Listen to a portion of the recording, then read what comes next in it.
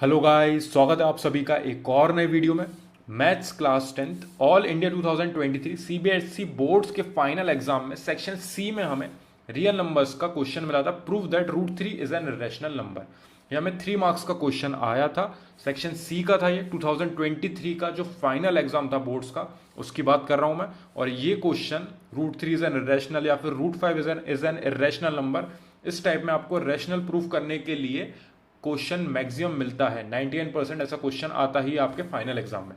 तो यहाँ पे जो आपका रूट थ्री के लिए प्रोसेस चलेगा वही रूट फाइव के लिए चलेगा, या फिर और कोई सा रूट में आपको अगर वो नंबर दे दें, रूट टू दे दें, सेम प्रोसेस रहेगा, बस न्यूमेरिकल वैल्यू चेंज हो जाएगी। तो बाकी सेम प्रोसेस आप अपनाओगे अगर आपको कोई और इरेशनल नंबर प्रूफ करने के लिए पूछा गया है तो। ठीक है, तो यहाँ पे हम स्टार्ट करते हैं। अगर हमें रूट थ्री को रेशनल प्रूफ करना है तो यहाँ पे हम लेके चलेंगे स्टार्टिंग में, सॉल्यूशन की स्टार्टिंग में हम लेंगे let root three be an rational number. तो यहां पे हमने स्टार्टिंग में रूट थ्री को एक रैशनल नंबर ले लिया है। हमें प्रूफ करना है कि रूट थ्री जो है एक रैशनल नंबर है, लेकिन हम अगर स्टार्टिंग में से रूट थ्री को एज अ रैशनल नंबर लेके चलेंगे और रैशनल नंबर की हमारी जो सारी कंडीशंस होती हैं अगर वो फुलफिल नहीं हो पाई तो वो डायरेक्टली इरेशनल नंबर प्रूव हो जाएगा। तो इसलिए हम स्टार्टिंग में उसे रूट थ्री को एक रैशनल नंबर के टर्म्स में लेके चल रहे हैं।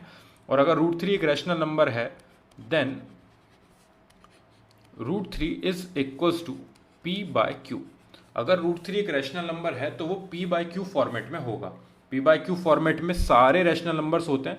जितने भी रैशनल नंबर हमें मिलेंगे वो पी बाय क्यू फॉर्मेट में मिलेंगे। फॉर एग्जाम्पल हमारा हो गया 4/5, हमारा हो गया 7/3, हमारा हो गया यहाँ पे 9/5, या कोई भी न्यूमेरिकल वैल्यू जिसमें फ्रैक्शन के टर्म्स में हमें मिली हुई है, पी बाय क्यू के टर्म्स में मिली हुई है, जिसमें पी और क्यू जो है आपस में इक्वल नहीं होते हैं, such that P is not equals to Q.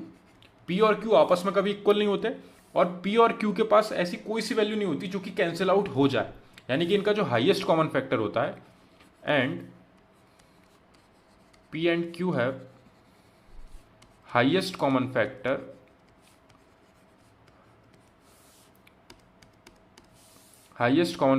as 1। तो आपका हाईएस्ट कॉमन फैक्टर जो होगा P बाय Q में वो आपका 1 होगा, यानी कि ये और किसी नंबर से कैंसिल आउट नहीं हो सकते हैं। इनका हाईएस्ट कॉमन फैक्टर जो है 1 है एंड सिमिलरली P और Q आपस में कभी इक्वल नहीं होंगे। यानी कि आपका अगर 3/3 आपको मिल रहा है तो ये P और Q आपस में इक्वल हो चुके हैं, जो हमारी कंडीशन यहाँ पे सेटिस्फाई नहीं होगी। ठीक है, तो ऐसी कोई सी वैल्यूज नहीं लेनी है हमें। यहाँ पे हमारा P बाय Q फॉर्मेट में रूट थ्री हमें मिला है, जिसमें स्पेशल कंडीशन क्या होती है, such that P and Q are not equal and P and Q have highest common factor as 1। तो अगर यहाँ पे हमारा हाईएस्ट कॉमन फैक्टर हमने 1 लिया है और अगर इन दी एंड हाईएस्ट कॉमन फैक्टर 2, 3, 4 या कोई और वैल्यू आ जाती है तो हमारा जो अजम्पशन था कि रूट थ्री जो एक रैशनल नंबर है वो हमारा अजम्पशन टोटली यहाँ पे गलत हो जाएगा और उसके वजह से हमारा रूट थ्री जो है डायरेक्टली इरेशनल नंबर प्रूव हो जाएगा। ठीक है, तो यहाँ पे हम स्टार्ट करते हैं क्वेश्चन। अगर रूट थ्री जो है इक्वल है P बाय Q के, then squaring on both side हम दोनों साइड स्क्वायर कर सकते हैं। कोई भी क्वेश्चन में हम चेंजेस नहीं कर रहे हैं, दोनों साइड स्क्वायर कर रहे हैं जस्ट। तो रूट थ्री पे हमने स्क्वायर कर दिया एंड P बाय क्यू पे अलग से स्क्वायर हो गया। ठीक है, आप ये स्क्वायर से स्क्वायर कैंसिल कर सकते हैं, क्वेश्चन में कोई भी चेंजेस नहीं होंगे, जस्ट ऊपर वाली स्टेप पे आप पहुंच जाओगे। लेकिन हमने यहाँ पे स्क्वायर किया जिसकी वजह से ये हो जाएगा हमारा 3 is equals to P square divided by Q square. ठीक है, इन दोनों पे अलग अलग स्क्वायर ओपन कर दिया और रूट थ्री का स्क्वायर करेंगे तो हमें मिलेगा +3। ठीक है, अब यहां पे जब हम इस Q स्क्वायर को साइड भेजेंगे तो हमें मिलेगा 3Q square is equals to P square, यानी कि P स्क्वायर की जो वैल्यू है वो 3Q स्क्वायर के इक्वल है। अब मैं आपको एक इस तरीके से एक्सप्लेन करूंगा। देखिए, अब यहां पे अगर जैसे कि 3 इंटू 10 है is equals to P square. ठीक है, अब यहाँ पे 3 इंटू 10 जो है वो P स्क्वायर की वैल्यू हमें डायरेक्टली पता चल जाएगा। अगर ये दोनों आपस में इक्वल है तो ये आपका 30 होगा, यानी कि 3 जो है वो फैक्टर है किसका, P स्क्वायर का। क्योंकि अगर आप इस 3 को उस साइड ले जाओगे और उधर 30 से डिवाइड करोगे तब भी आपके आंसर में कोई भी चेंजेस नहीं होंगे, 10 इक्वल्स टू 10 आएगा। तो आपके दोनों साइड्स इक्वल वैल्यूज चलेंगी, यानी कि यहां से हमें पता चल रहा है कि ये जो 3 है ये फैक्टर है किसका, पी स्क्वायर का, यानी कि 3 मल्टीप्लाई बाय क्यू स्क्वायर अगर पी स्क्वायर के इक्वल है। अगर कोई भी दो वैल्यूज इक्वल हैं तो जो भी न्यूमेरिकल वैल्यू यहाँ पे है वो ऑब्वियसली इस वाली वैल्यू को डिवाइड कर सकती है टोटली, ठीक है ना। यानी कि 3 से ये अच्छे से कैंसिल होगा, पॉइंट में आंसर नहीं आएगा, ठीक है ना। तो 3 से ये वैल्यू डिवाइड हो रही है, 3 Q square is equal to P square, यानी कि 3 जो है एक फैक्टर है पी स्क्वायर का, यानी कि 3 is a factor of P square. और अगर कोई भी वैल्यू फैक्टर है अगर किसी स्क्वायर टर्म्स की, यानी कि 3 जो है वो किसका फैक्टर होगा, पी का भी।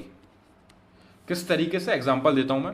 फॉर एग्जांपल हम यहां पे पी स्क्वायर मान लेते हैं जैसे कि 36 है, तो यानी कि हमारे पी की वैल्यू कितनी होगी, 6। अगर पी आपका 6 है तो पी स्क्वायर जो है यानी कि 36 जो है उसका भी फैक्टर है 3 से वो कैंसिल हो रहा है 12 टाइम्स, और जो आपकी वैल्यू है 6 वो भी कैंसिल हो रही है 3 से 2 टाइम्स, यानी कि 3 जो है वो पी स्क्वायर का भी फैक्टर है एंड पी का भी फैक्टर है। कोई और एग्जांपल आप यहाँ पे पिक कर सकते हो। फॉर एग्जांपल हमने ले लिया पी स्क्वायर जो है 9 है, तो पी स्क्वायर यानी कि 9 जो है वो 3 से डिवाइड हो रहा है, यानी कि पी स्क्वायर का फैक्टर है 3, ठीक है। और अगर आप पी देखोगे यहाँ पे, अगर पी स्क्वायर 9 है तो पी की वैल्यू आपकी 3 होगी। क्या 3 भी 3 से कैंसिल आउट हो रहा है, बिल्कुल हो रहा है, यानी कि 3 जो है वो पी का भी फैक्टर है और 3 जो है पी स्क्वायर का भी फैक्टर है। आप कोई भी वैल्यू लेके देख सकते हो, यहाँ पे आप यहाँ पे पी स्क्वायर की जगह पे कोई भी एक वैल्यू पुट करना जो 3 का फैक्टर हो, ठीक है ना, जिसमें 3 एज अ फैक्टर आ रहा हो। 3 के मल्टीपल में आप कोई सी भी वैल्यू यहाँ पे पी स्क्वायर में ले जाके पुट करना, फिर आप उसकी हेल्प से पी निकालना, वो भी डायरेक्टली 3 से डिवाइड होगा, ठीक है। ये एक थ्योरम है, लेकिन हम इस थ्योरम के बारे में ज़्यादा नहीं पढ़ने वाले हैं, ना हमें यहाँ पे मेंशन करना है। बस यहाँ पे हमें बताना है कि अगर 3 जो है वो फैक्टर है पी स्क्वायर का, तो 3 पी का भी फैक्टर होगा। और अगर 3 पी का फैक्टर है यानी कि 3c is equals to P होगा। अब ऐसा मैंने क्यों लिखा है, एक और चीज लिख देता हूं सबसे पहले, where c is a constant, where c is a constant. देखिए हमें इस साइड चलना है, जो भी मैंने रफ में वर्क किया है, ये यहाँ पे जो वर्क किया है ये हमें वहाँ पे नहीं लिखना है, सेम ये वैल्यू भी हमें वहाँ पे नहीं लिखनी है, सेम ये वैल्यू भी हमें वहाँ पे नहीं लिखनी है, लेकिन इस साइड जो भी मैं प्रॉपरली लिखता जा रहा हूँ सेम प्रोसेस में हमें लिखना रहेगा, इसी के हमें नंबर्स मिलेंगे, ठीक है ना। c कांस्टेंट है, 3c is equal to p। अब इसका क्या मतलब हुआ, ये लाइन क्यों लिखी मैंने, यहां तक तो सारी बात क्लियर थी, यहां तक तो सबको समझ में आ गया था कि हाँ 3 भी फैक्टर हुआ, एग्जांपल देख लिया था। अब 3c is equal to p, देखिए c ना कोई भी वैल्यू हो सकती है, यहाँ पे 3 जो है फैक्टर आया है p का, यानी कि वो p से डिवाइड होगा, p से ऑब्वियसली डिवाइड होगा, लेकिन यहाँ पे c की जगह पे कोई भी वैल्यू हो सकती है, यहाँ पे 2 भी वैल्यू हो सकती है, तो आपकी p की वैल्यू 6 आ जाएगी जो कि 3 का फैक्टर है। या फिर यहाँ पे अगर c की जगह पे आप लिखोगे 10, तो आपकी p की वैल्यू 30 आ जाएगी जो कि एक 3 का फैक्टर है, यानी कि 3 is a factor of p, जिसके हिसाब से आप लिख सकते हो 3c is equal to p। क्योंकि यहाँ पे हमें पर्टिकुलर वैल्यू नहीं पता है p की, तो हम c यहाँ पे डिफाइन नहीं कर सकते। c यानी कि आपकी कोई भी वैल्यू हो सकती है जिसका मल्टीप्लाई जब हम 3 में करेंगे तो हमें p की ओरिजिनल वैल्यू मिल जाएगी, ठीक है। तो 3 जो है फैक्टर है p का, यानी कि 3 का मल्टीप्लाई किसी भी वैल्यू में हो रहा होगा जिसकी वजह से हमारा p फॉर्म हुआ होगा, ठीक है ना। यानी कि p जो है वो 3 से डिवाइड होगा, सीधी बात इतनी क्लियर है। अब वो p आपका 30 भी हो सकता है, 6 भी हो सकता है, कोई भी वैल्यू हो सकती है जो कि 3 एज अ फैक्टर लेके चल रही है, ठीक है ना। तो यहाँ पे 3c is equal to p हमें मिल गया है, और हमारी ऊपर हमें इक्वेशन मिली थी 3q square is equal to p square, ये हमें ऊपर मिल चुका था। अब यहां पे हम पुट करेंगे p की value, put p is equal to 3c in above equation. ऊपर वाली इक्वेशन में जैसे हम 3c पुट करेंगे तो हमें मिलेगा 3q square is equal to p की जगह पे हमारा आया 3c इसका होल स्क्वायर,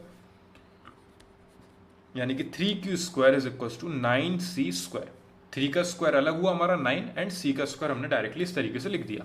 अब यहां से हमें मिलेगा q square is equal to 9c square divided by 3, 3 से कैंसिल हुआ ये, तो तो हमें यहाँ पे मिला Q square is equals to 3c square. जो सेम चीज हमें ऊपर मिली थी यहाँ पे 3q square is equals to P square, जिसके वजह से ये 3 जो था पी स्क्वायर का फैक्टर हो गया था। अब यहाँ पे हमें मिला है Q square is equals to 3c square, यानी कि ये जो 3 है 3 is a factor of Q square. जब आप देख रहे हो दोनों चीज इक्वल हैं, तो अगर इस 3 को हम उधर ले जाके डिवाइड करेंगे तब भी वैल्यू में कोई चेंजेस नहीं होंगे, तब भी वो आपस में इक्वल रहेंगे। यानी कि 3 जो है क्यू स्क्वायर का एक फैक्टर है, तब भी ये दोनों आपस में इक्वल हो सकते हैं। यानी कि 3 जो है वो फैक्टर होगा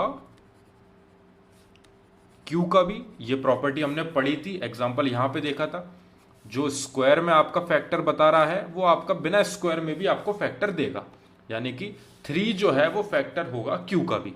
ठीक है, तो हमारा यहाँ पे जो हमने स्टार्टिंग में √3 को रैशनल नंबर लिया था, हमने स्टार्टिंग में क्या माना था, √3 इज एन रैशनल नंबर,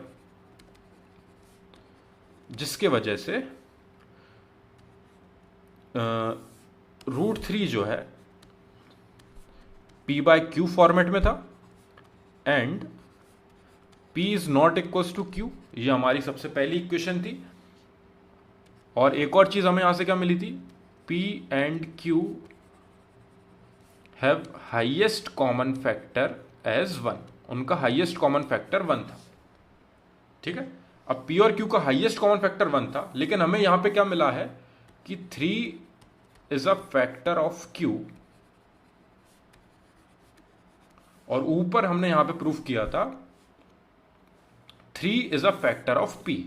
ठीक है, वो भी लिख देते हैं हम यहां पे, 3 is a factor of p। ये हमने दो चीजें यहां पे सॉल्व करके बताई हैं कि q और p का जो फैक्टर है वो 3 है, लेकिन हमने स्टार्टिंग में √3 को रैशनल नंबर माना था। अगर √3 रैशनल नंबर है तो वो p बाय क्यू फॉर्मेट में होगा और उसका हाईएस्ट कॉमन फैक्टर 1 होगा। लेकिन यहां पे हमारा हाईएस्ट कॉमन फैक्टर कितना आ रहा है, 3। इन दोनों का हाईएस्ट कॉमन फैक्टर 3 आ रहा है और आना चाहिए था 1। यानी कि हमारा जो अजम्पशन था वो टोटली गलत था। Hence our assumption is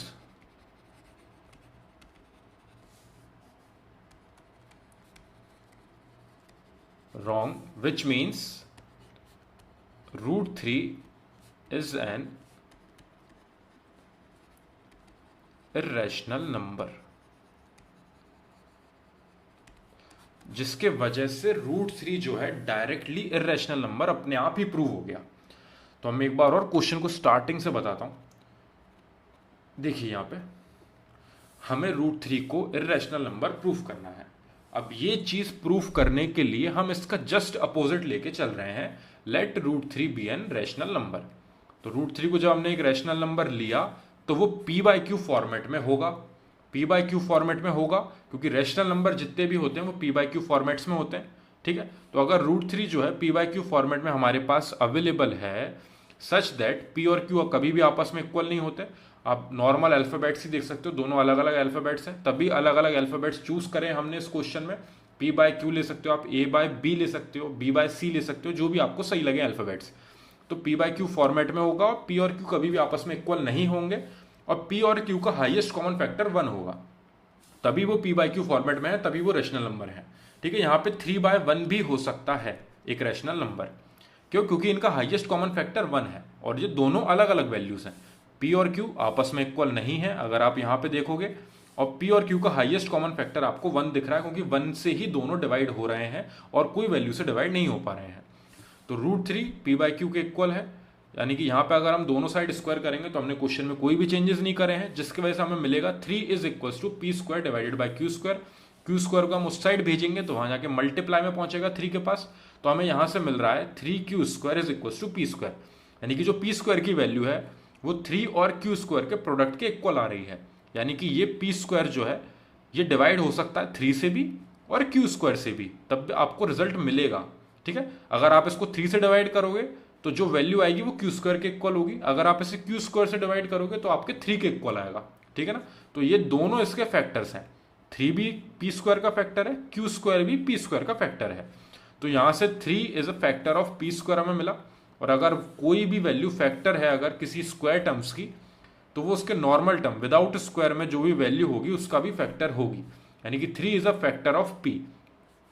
example मैंने यहां दिया था आपको, अगर पी स्क्वायर की वैल्यू 9 है तो आपका पी 3 होगा और दोनों का फैक्टर आपको 3 मिल रहा है। अगर पी स्क्वायर आपका 36 है तो पी आपका 6 होगा, दोनों का फैक्टर आपको यहाँ पे 3 मिल रहा है, दोनों वैल्यू ही 3 से डिवाइड हो रही हैं।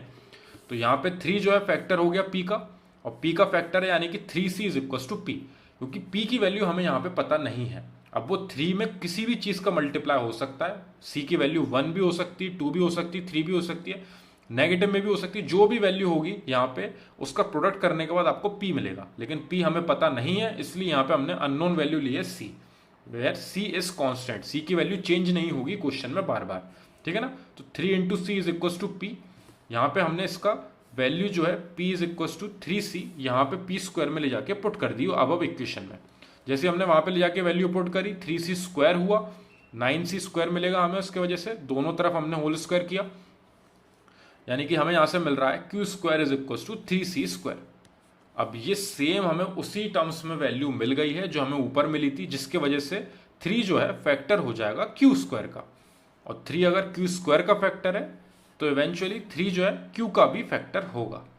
तो 3 जो है q का भी फैक्टर आ चुका है और 3 जो है p का भी फैक्टर आ चुका है। और क्वेश्चन की स्टार्टिंग में जो पहली लाइन लिखी थी वो बहुत इंपॉर्टेंट थी, वो हमने क्या लिखी थी, √3 इज एन रैशनल नंबर।